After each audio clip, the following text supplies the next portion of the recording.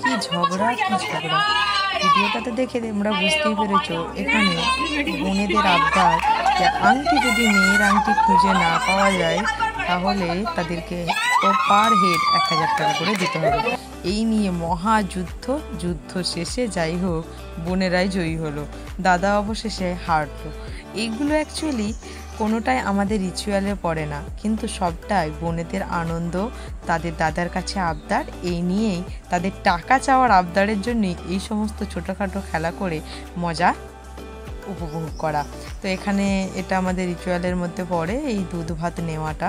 এটা বলে যে আমি জানি না কোথায় কি বলে, আমাদের এখানে বলা হয় যে ভাত কতটুকু শাশুড়ির আঁচলে দিতে পারলো ততগুলো ভাত নাকি বৌমা শাশুড়িকে খাওয়াবে সারা জীবন। তো যাই হোক এখানে শাশুড়ি মাদের বৌমাকে উপহার দেওয়ার পর্ব চলছে।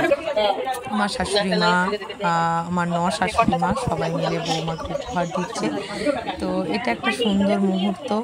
আর বৌমাদের এগুলোই হচ্ছে তারপরে অলরেডি এখানে পর্ব শেষ করে বোনেরা চলে গেছে ওপরে ঘর ধরতে, যে ঘরে ঢুকতে দেবে না টাকা না দিলে। এখানে পাথর খোলা করে ওপরে নিয়ে যাওয়া হচ্ছে। দাদা কিন্তু জানে না যে ওপরে বোনেরা সব ঘর ধরে বসে আছে। এখানে তুমুল ঝগড়া, ঝগড়াঝাঁটি করে বোনেদের কাছে আর পার পেয়ে উঠবে, এরা তো গেট বন্ধ করে বসে আছে। তারপরে ফাইনালি যাই হোক ওদের মধ্যে রফা হয়েছে। তো আজকের মতো এইটুখানি, সবাই ভালো থেকো। নেক্সট পর্ব আসতে চলেছে খুব তাড়াতাড়ি। খোদা হাফেজ।